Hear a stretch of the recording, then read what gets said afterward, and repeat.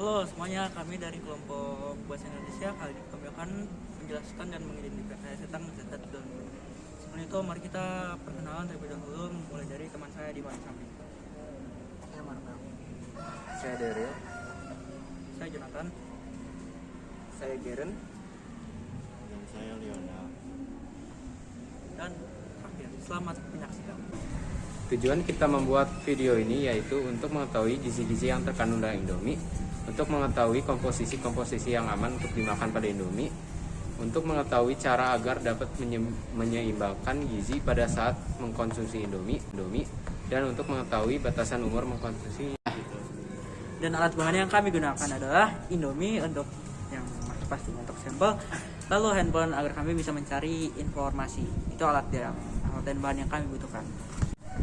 Lalu prosedur dan langkah-langkah yang akan kami lakukan adalah yang pertama sudah jelas kami akan mempersiapkan Indomie. Lalu kami akan melihat pada balik kemasannya untuk melihat komposisinya. Lalu yang ketiga kita akan membaca komposisinya yang dapat kita temukan di belakang bungkusnya.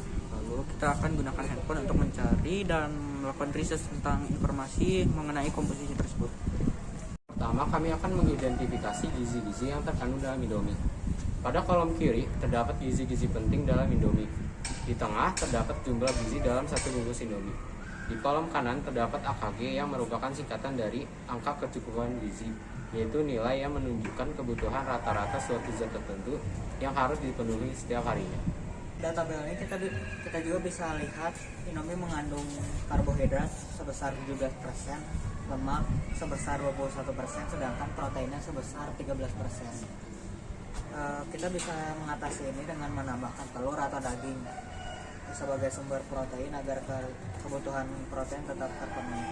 Gitu bisa dilihat juga bahwa kandungan serat dalam Indomie sangat rendah, itu hanya 8%. Jika Indomie disertai dengan sayuran yang mengandung kaya akan serat, maka akan mengakibatkan seseorang sembelit. Itu gangguan pencernaan yang disebabkan oleh karena jarang mengkonsumsi sayur dan air putih yang cukup. Selain itu, natrium dalam Indomie juga sangat tinggi, yaitu sebesar 71%. Sebagian besar natrium dalam Indomie bersumber dari garam dan micin.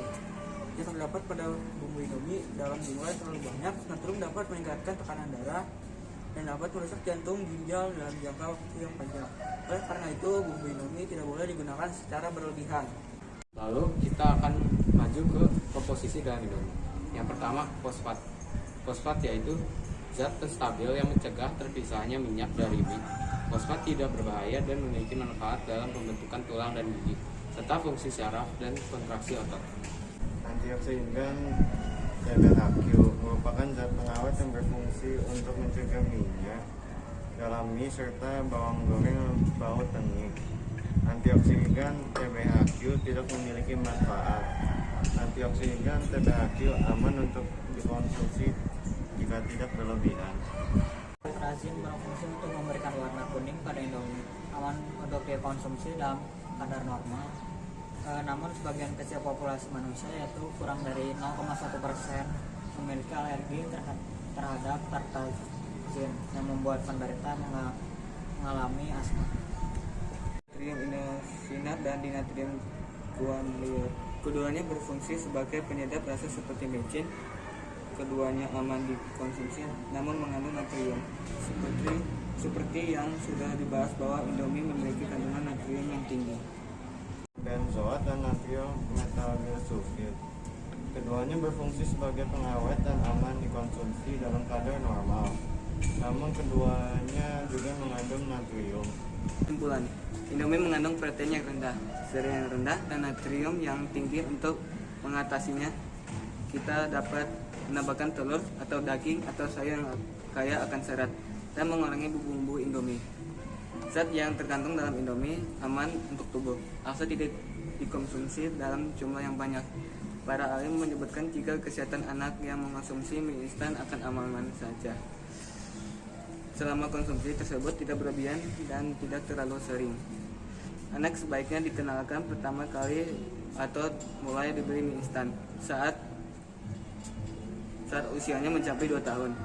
Anak dengan usia yang di bawah 2 tahun sebaiknya tidak diberi mie instan terlebih dahulu. Karena saat anak memasuki usia 2 tahun, sistem pencernaannya telah terbentuk secara sempurna. Sistem pencernaan anak juga sudah bisa bekerja dengan lebih maksimal atau lebih baik. Dan dari kami, Sekian dari kami. Sekian dari kami. Sekian dari kami, terima kasih. Sekian dari kami.